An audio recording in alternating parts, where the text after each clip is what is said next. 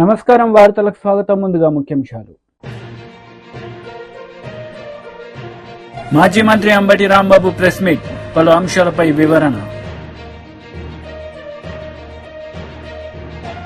మాజీ మంత్రి Vemula Prashanth Reddy press meet, ఇరు పార్టీలపై ఫైర్.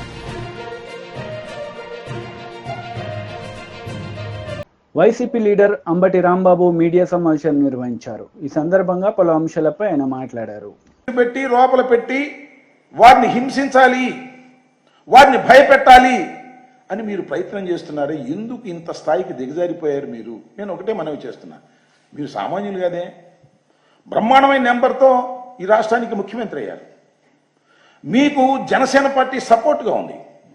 అంతేకాదు కేంద్రంలో ఉన్నటువంటి రాజకీయ పక్షం, అధికారంలో ఉన్నటువంటి పవర్ మీ చేతుల్లో ఉంది.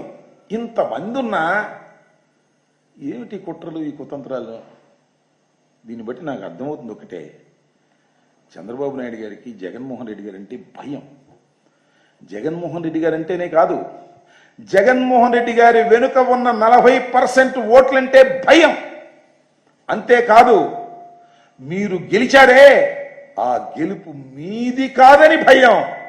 ముగ్గురు కలిస్తే మేము గెలిచాము, లేకపోతే మేము ఓడిపోయే వాళ్ళము అనేది మీకు తెలుసు కాబట్టి భయం.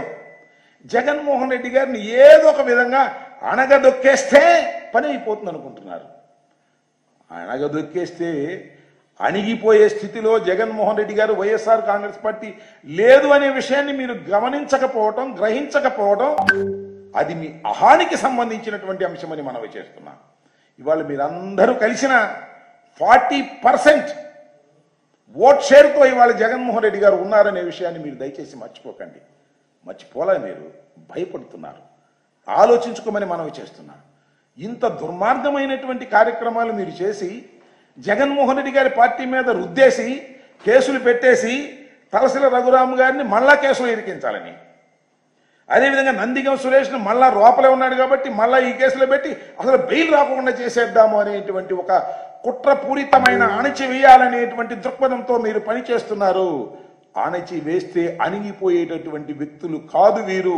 మేము అంతకంటే కాదు, మీరు అణిచేసిన కొందికి రాటు తేలేటటువంటి పరిస్థితుల్లో మేము ఉంటామనే విషయాన్ని మీరు దయచేసి గుర్తుపెట్టుకోమని మనవి చేస్తున్నాం.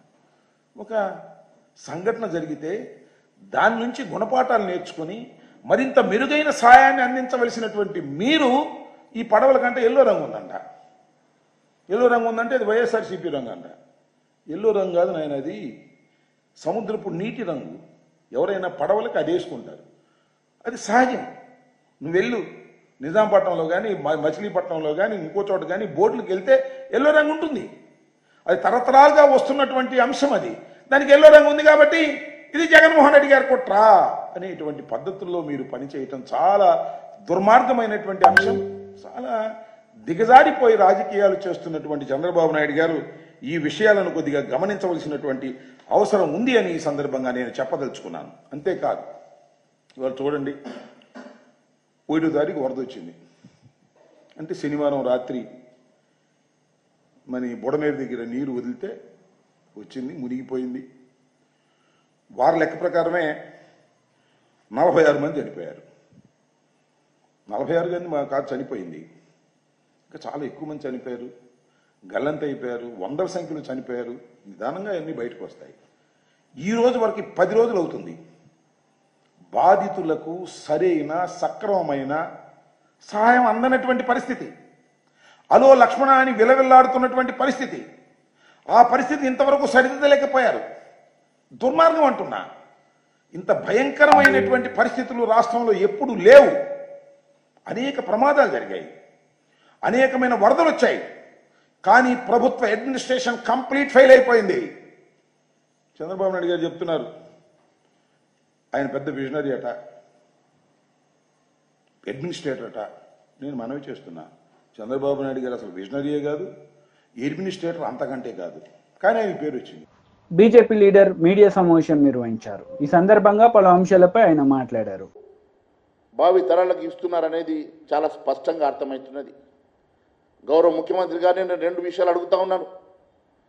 మీరు ఈ చట్టసభల్లో ఒకవైపు ఫిరాయింపులు, మీ మేనిఫెస్టోలో చాలా స్పష్టంగా ఇది సవరణ చేసి భావి తరాల్లో ఏ ఒక్క ఎమ్మెల్యే ఎంపీ కూడా ఒక పార్టీ నుంచి మరో పార్టీకి గెలిచిన తర్వాత వెళ్లకుండా కఠినమైనటువంటి చట్టాలను మనం తీసుకొస్తామని మీరు మేనిఫెస్టోలో చెప్తూ ఈరోజు మరోవైపు మీరే ఇక్కడ తెలంగాణలో ప్రోత్సహిస్తున్నారంటే మీ ఏఐసిసికి మీకు మధ్యలో ఏమన్నా గ్యాప్ వచ్చిందా, లేకుంటే ఏఐసిసిలో ఈరోజు తెలంగాణ కాంగ్రెస్ పార్టీ భాగం కాదా? మీరు అది ఇందిరా కాంగ్రెస్ అయితే నాది ఆర్ఆర్ కాంగ్రెస్ అని చెప్పి చెప్పదలుచుకున్నారా? మీరు చెప్పాల్సినటువంటి అవసరం ఉన్నదని తెలియజేస్తా ఉన్నాను. ఆర్ఆర్ కాంగ్రెస్లో ఏఐసిసి ఇచ్చినటువంటి ఏ మేనిఫెస్టో చెల్లదు, ఏఐసిసిలో మేము ఇచ్చినటువంటి హామీలు చెల్లవు, ఏఐసిసి ఇచ్చిన మేనిఫెస్టోలో ఉన్నటువంటి ఏ ఒక్క హామీలు కానీ ఏ ఒక్క అంశం కానీ మా ఆర్ఆర్ కాంగ్రెస్కు పట్టదన్నట్టుగా మీరు బిహేవ్ చేస్తూ ఉంటే డెఫినెట్గా మీకు ఏఐసిసికి మధ్యలో గ్యాప్ చాలా స్పష్టంగా ఏర్పడుతున్నది. అందుకే మీరు ఫిరాయింపులు వద్దని ఏఐసిసి చెప్తున్నప్పటికీ మీరు ఫిరాయింపులు చేస్తుంటే మీ సీనియర్లకు అది ఒప్పుకోక మీరు ఎప్పుడెప్పుడైతే ఎమ్మెల్యేలను ఇతర పార్టీలకు ఎత్తి చేర్పిస్తున్న సమయంలో ఏ ఒక్క సీనియర్ నాయకుడు మీ వెంట లేడు. ఆ రోజు బట్టి విక్రమార్క గారు మీ వెంట లేరు, ఉత్తమ్ కుమార్ రెడ్డి లాంటి నాయకులు మీ వెంట లేరు, కేవలం పొంగురెడ్డి శ్రీనివాసరెడ్డి తప్ప మీ వెంట సీనియర్ నాయకులు లేకపోవడానికి కారణం ఖచ్చితంగా ఏఐసిసి ఇచ్చినటువంటి ఆదేశాలకు విరుద్ధంగా ఇక్కడ మీరు నడుచుకుంటున్నటువంటి అంశాన్ని సీనియర్ కాంగ్రెస్ నాయకులు ఎవరు మీ వెంట లేకపోవడమే నిదర్శనం అని చెప్పి నేను తెలియజేస్తా ఉన్నాను. మీరు ఎప్పుడైనా కాంగ్రెస్ పార్టీలో మీరు ఎప్పుడైనా చిచ్చు పెడతారన్న ఒక భయంతో ఈరోజు ఏఐసిసి ఈరోజు జాగ్రత్తగా నడుచుకుంటుందేమో అని చెప్పి అనిపిస్తూ ఉన్నది. నేను ఒకటి అడుగుతా ఉన్నాను, ఈరోజు ఆర్ఆర్ కాంగ్రెస్ తెలంగాణలో ఏ రకంగా నడుచుకుంటుందని చెప్పి ఎవరిని అడిగినా చాలా స్పష్టంగా చెప్తున్నారు. ఈరోజు కేవలం వసూళ్ల కోసం, కేవలం కరప్షన్ కోసం, అవినీతి అక్రమాల కోసం మాత్రమే ఈరోజు మంత్రులు పనిచేస్తున్నారు తప్ప ఈరోజు ఎక్కడ పడితే అక్కడ విచ్చలవిడిగా ఏ అంశం వచ్చినా కేవలం ఆర్ ట్యాక్సా, ఆర్ఆర్ ట్యాక్సా, బి ట్యాక్సా, యూ ట్యాక్సా, సి ట్యాక్సా, రకరకాల ట్యాక్సులతో ఈరోజు తెలంగాణ రాష్ట్రం అల్లాడిపోతూ ఉన్నదని చెప్పి తెలియజేస్తూ ఉన్నాను. ఒకవైపు వరదలు బీభత్సం కూడా నడుస్తూ ఉంటే మీరు ఇక్కడ నిమ్మకు నీరెత్తనట్లు మీ కలెక్షన్లో మీరు నిమగ్నమై ఉన్నారు. ఎక్కడ కూడా సహాయ సహకారాలు అందించకుండా పేపర్కి స్టేట్మెంట్లకు మాత్రమే పరిమితమవుతూ ఉన్నారు. ఎక్కడ పడితే అక్కడ రోడ్లు మరమ్మతులు లేవు, ఇక్కడ పడితే ఇరిగేషన్ డిపార్ట్మెంట్లో మరమ్మతులు లేవు, కొత్తగా శాంక్షన్స్ లేవు, కొత్తగా మీరు ఇస్తామని చెప్పినటువంటి రైతు బంధు కూడా ఇప్పటి వరకు మీరు ఇవ్వలేనటువంటి దుస్థితిలో ఉన్నారంటే మీరు కేవలం ఇచ్చిన సంక్షేమ కార్యక్రమాలు, నడుస్తున్న సంక్షేమ కార్యక్రమాలు కూడా మీరు అమలు చేయకుండా, కొత్త మీరు ఇచ్చినటువంటి హామీలు అమలు చేయకుండా కేవలం మీరు ఈ రాష్ట్రంలో మీరు ఇంప్లిమెంట్ చేసేటువంటి ట్యాక్సులను వసూలు కోసమే ఈ తెలంగాణ రాష్ట్రంలో విచ్చలవిడిగా నడుస్తుందని తెలియజేస్తున్నాను. మిత్రమా, నిజంగా మీకు సోయి ఉంటే, నిజంగా ఈ రాష్ట్ర ప్రజానీకం మీద మీకు ప్రేమ అభిమానం ఉంటే, మీకు గెలిపించినటువంటి మీ ప్రజల మీద కాంగ్రెస్ నేతలు మీడియా సమావేశం నిర్వహించారు. ఈ సందర్భంగా పలు అంశాలపై వారు మాట్లాడారు.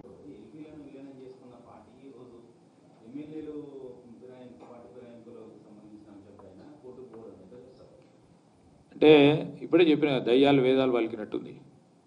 మొత్తం వ్యవస్థలను కూలి చేసిన ఆ వ్యవస్థ, ఆ పార్టీకి సంబంధించిన వ్యవస్థ ఈరోజు మళ్ళా మా మీద ఈ విధంగా అభియోగం పెట్టి, అలిగేషన్స్ పెట్టి రాజకీయంగా లబ్ధి పొందామని ఆలోచన చేస్తే ప్రజలందరూ కూడా చూస్తూ ఉన్నారు.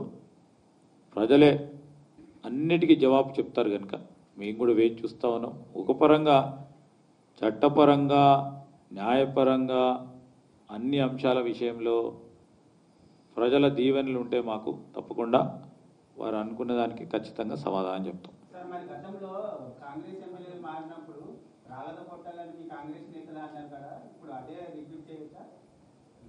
గతంలో కాంగ్రెస్ నుంచి టీఆర్ఎస్లోకి వెళ్ళినటువంటి ఎమ్మెల్యేలని రాళ్ళతో కొట్టాలని ప్రజలని చెప్పారు. ఇప్పుడు కాంగ్రెస్లోకి వస్తున్న ఎమ్మెల్యేలను కూడా రాళ్ళతో కొట్టాలని కూడా ఇప్పుడు ఆ రోజు ఏ విధంగా తీసుకుపోయినరు? ఏ విధంగా తీసుకుపోయినారు, ఏది ఆశ చూపెట్టి తీసుకుపోయారు, ఏ విధమైన లబ్ధి చేకూర్చే ప్రయత్న భాగంలో ఏ కోణం నుంచి తీసుకుపోయినరో అది దృష్టిలో పెట్టుకొని చేసిండ్రు. ఈరోజు అభివృద్ధి సంక్షేమం జరుగుతుంది, మాకు ప్రాంతాలకు అభివృద్ధి కావాలి, నా నియోజకవర్గానికి అభివృద్ధి కావాలి, నా ప్రాంతానికి సంక్షేమం చేయాలంటే ఇంకా కూడా రాళ్ళతో కొట్టమంటారా కూడా?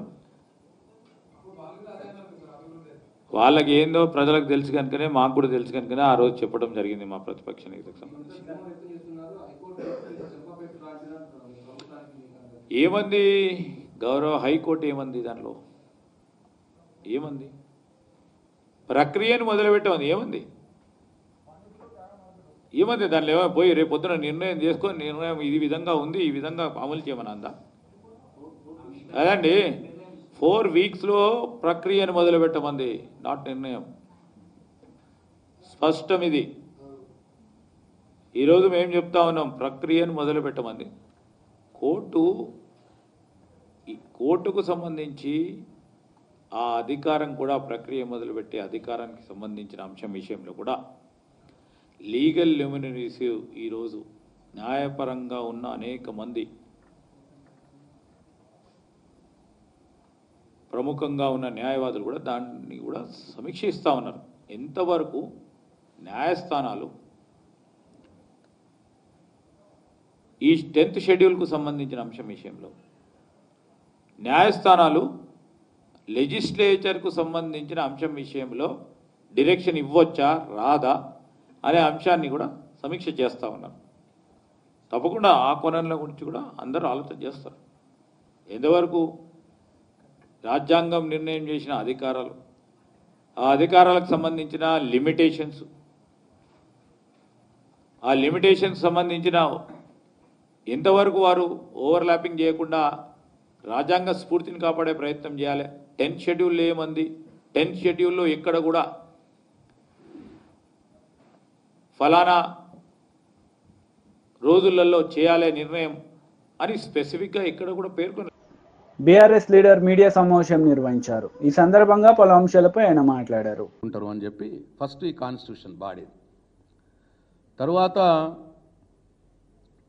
నెక్స్ట్ ఏముంది, ప్రాసెస్ ఆఫ్ ఎలక్షన్. అసలు దాంట్లో ఉన్నదే ప్రాసెస్ ఆఫ్ ఎలక్షన్. ఇక్కడ ఎలక్షన్ అని క్లియర్గా ఉంది చూడండి. కానీ దురదృష్టవశాత్తు నిన్న జరిగింది, నిన్న పిఏసి కమిటీ కావచ్చు, చైర్మన్ నియామకం కావచ్చు, ప్రాసెస్ ఆఫ్ ఎలక్షన్లో జరగలేదు, సెలక్షన్లో జరిగింది.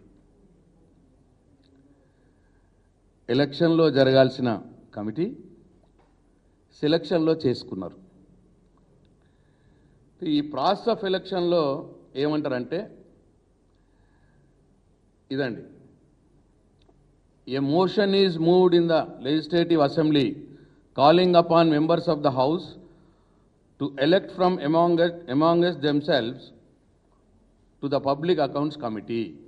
ఒక మోషన్ మూవ్ చేయాలి అసెంబ్లీలో అన్నారు. After the motion is adopted, a program fixing the date for filing nominations, withdrawal of candidates and the election if necessary is notified or announced. అంటే మోషన్ మూవ్ చేయాలి, దాన్ని పాస్ చేయాలి, చేసి ఒక షెడ్యూల్ అనౌన్స్ చేయాలి.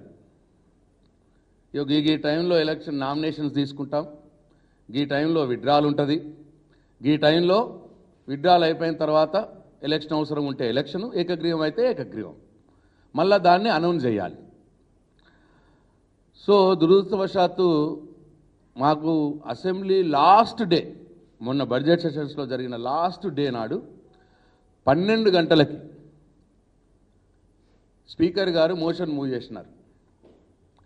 చేసి ఏమన్నారంటే 2 గంటల లోపల నామినేషన్స్ ఏమన్నారు, ఓన్లీ 2 అవర్స్ టైం ఇచ్చినారు, ఓన్లీ 2 అవర్స్. తర్వాత వీళ్ళు ఏమన్నారు,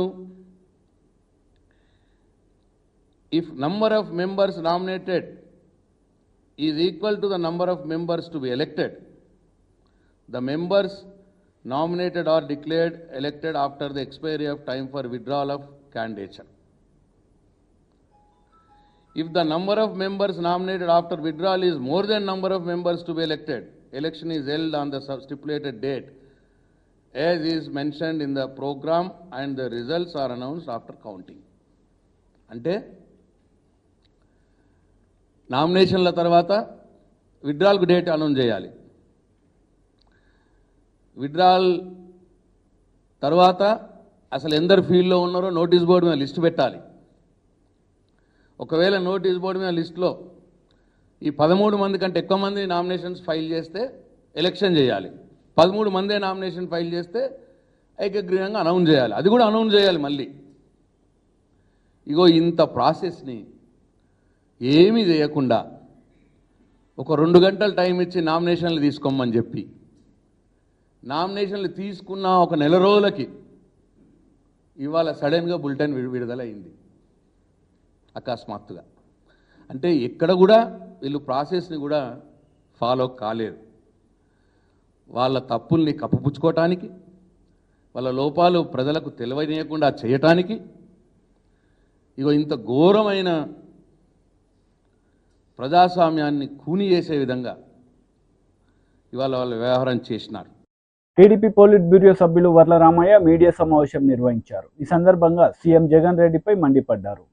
ప్రభుత్వం ప్రజలు అబ్సల్యూట్ మెజారిటీ ఇచ్చి చంద్రబాబు నాయుడు గారి నాయకత్వంలో కూటమిని గెలిపిస్తే ఈ కూటమిని అప్రతిష్ట పాలు చేయటం కోసం కుట్ర పన్ని ఈ పడవలతో కృష్ణా ప్రకాశం బ్యారేజ్ని ఢీకొట్టించటం క్షమించరాని నేరం అంటున్నాను నేను. దేశద్రోహ నేరంతో సమానం అంటున్నాను నేను. ప్రభుత్వాన్ని అప్రతిష్ట పాలు చేయటం కోసం పన్నిన కుట్ర అని నేను అంటున్నాను. కుట్ర సఫలం కాలేదు, కానీ కొద్ది నష్టంతో బయటపడ్డాం.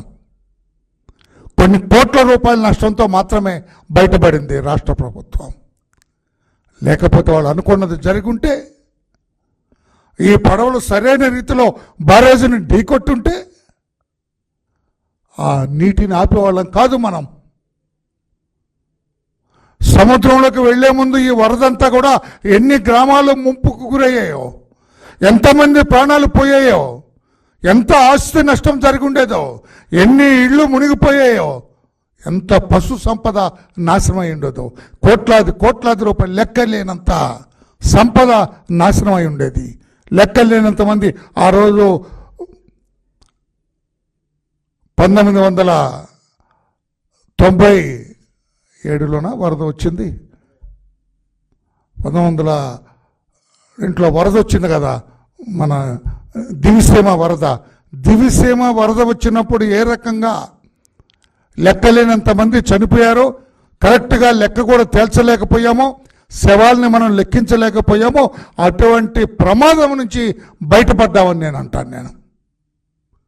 నేను గుండె మీద చేసుకొని చెప్పండి జగన్మోహన్ రెడ్డి గారు, ఇది మీ కుట్ర కాదు అంటే నేను అడుగుతున్నాను. మీ కుట్రలో భాగమే. లేకపోతే ఎవరండి సురేష్ ఈ పడవలేంటండి? ఈ వరద వచ్చే ముందు రోజున పడవలన్నీ ఉద్దండరాయనిపాలెంలో సురేష్ కంట్రోల్లో ఉన్నాయి. మాజీ ఎంపీ సురేష్ కంట్రోల్లో ఉన్నాయి. అటువంటి పడవలు మరలా ఈ గొల్లపూడి సైడ్కి వచ్చి, గొల్లవీడిలో ఈ ఉదయశ్రీ ఉషాశ్రీ ఎవరైతే ఉన్నారో, ఈ తలసల రఘురామ్ గారి పార్ట్నర్ అతను, వ్యాపార రిలేషన్ అతను, ఈ రెండో వ్యక్తి ఇక్కడ చాలా క్లియర్గా వాళ్ళు మెన్షన్ చేసినారు రిమాండ్ రిపోర్ట్లో కూడా. పోలీస్ అధికారులు రిమాండ్ రిపోర్ట్లో కూడా చాలా క్లియర్గా మెన్షన్ చేశారు. Their transaction, business affairs, salaries. BJP leader media సమావేశం నిర్వహించారు. ఈ సందర్భంగా పలు అంశాలపై ఆయన మాట్లాడారు. When Sikhs have felt a certain anxiety or insecurity and faced an existential threat was when statements were made कि बड़ा पेड़ अगर गिरता है तो धरती हिलती है. This is as close a justification to targeting of minority communities as I have ever seen in my life. ये राहुल गांधी जी ऐसी स्टेटमेंट्स क्यों करते हैं? एक और एक्सप्लेनेशन ये हो सकती है कि उनके जो इंटेलेक्चुअल एडवाइजर हैं, क्या नाम है उनका, सैम पिट्रोडा, उन्होंने कहा था कि अभी पप्पू नहीं रहा। अब वो पप्पू रहा नहीं रहा, क्यों उनको ये कैरेक्टराइजेशन देगी, I am not interested frankly. Pappu है या गप्पू है, I am not interested. What I am interested in is something like that. उनके इंस्पिरेशन जो है, वो कहते हैं कि India is not one nation और आइडेंटिटी। वो को जो नॉर्थ से आते हैं वो कहां से आते हैं, वो अफगानिस्तान से आते हैं। जो नॉर्थ ईस्ट वाले होते हैं वो चाइनीज होते हैं। ऐसे तो लोगों की कंपनी में ये है, तो आई एम नॉट सरप्राइज कि ऐसी ये बातें कर जाते हैं। But I think this is far more sinister. Why is this more sinister? कि वो जो उनके सामने लोग बैठे थे, पुअर चैप्स, मेरे ही कम्युनिटी के हैं, जो आपने ईमानदारी से दे आर ट्राइंग टू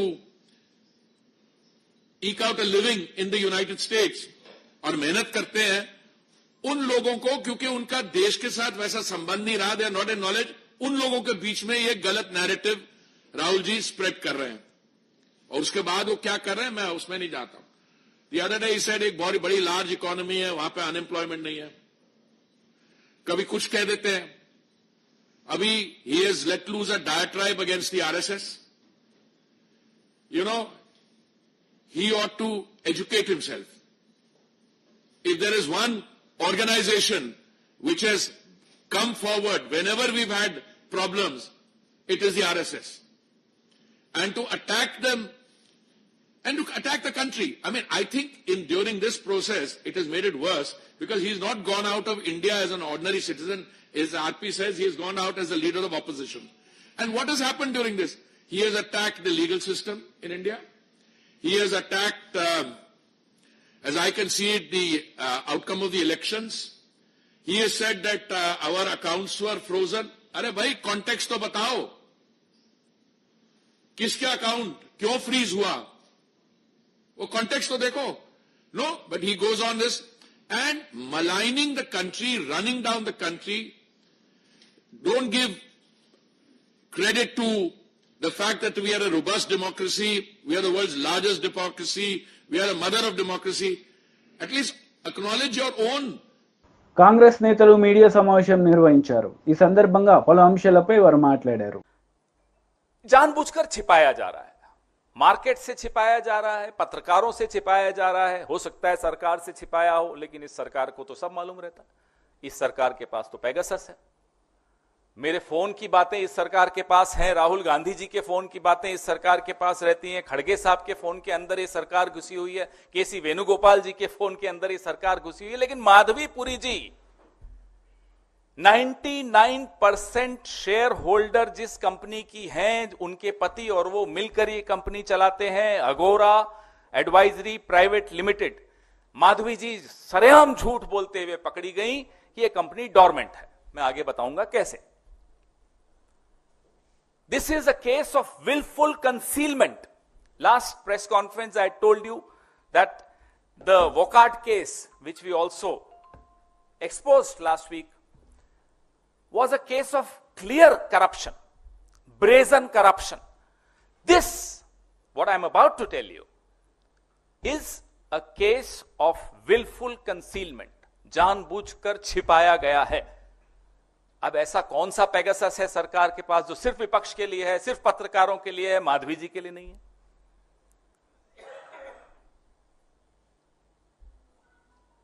जो सवाल हमारे सबके दिमाग में आया कि 99% शेयर अघोरा का माधवी जी के पास है, उनके पति और उनकी जॉइंट कंपनी है, तो ऐसी कौन सी कंपनीज ने इस कंपनी से कंसल्टेंसी ली, सेवाएं ली? What are those companies which took services of Aghora Advisory Private Limited? ये जायज सा क्वेश्चन है। दूसरा सवाल अपने आप दिमाग में आता है, क्या वो कंपनीज जिन्होंने अघोरा की सेवाएं ली सेबी के स्कैनर में भी हैं? क्या उनके केसेस सेबी के पास भी हैं, उनके सामने लंबित हैं? जायज सा क्वेश्चन है। उसका जवाब हमें मिल गया। इस प्रेस वार्ता का पूरा मकसद उसी जवाब को आपके सामने रखना है। The purpose of my press conference of the expose today is to share the answers that we got to our questions, and the answers are startling. 2016-17, 19-20 और 23-24 तक जब Madhavi ji whole time member थी सेबी की और उसके बाद जब वो चेयरपर्सन बनी, तो माधवी जी ने अघोरा के माध्यम से, बड़ा ध्यान से सुनिएगा, माधवी जी ने अघोरा के माध्यम से 2,95,00,000 रुपए कमाए। she earned through Agora 2,95,00,000 rupees between 2016-17, 19-20 and 23-24. All this while she was whole time member initially and then she became the chairperson of SEBI. अब आप पूछेंगे वो कौन सी कंपनीज हैं? Next slide. ये जो मैंने आपको फिगर दिया 2,95,00,000 का, ये कमाया गया Mahindra and Mahindra limited, doctor Reddy's, Pidilite, ICICI, Sembcorp और विसु लीज। వార్తలు ముగించే ముందు ముఖ్యాంశాలు మరోసారి. మాజీ మంత్రి అంబటి రాంబాబు ప్రెస్ మీట్, పలు అంశాలపై వివరణ. మాజీ మంత్రి వేముల ప్రశాంత్ రెడ్డి ప్రెస్ మీట్, ఇరు పార్టీలపై ఫైర్. ఈ వార్తలు ఇంతటితో సమాప్తం. తిరిగి ప్రసారమయ్యే వార్తల్లో మళ్ళీ కలుద్దాం. అంతవరకు సెలవు. నమస్తే.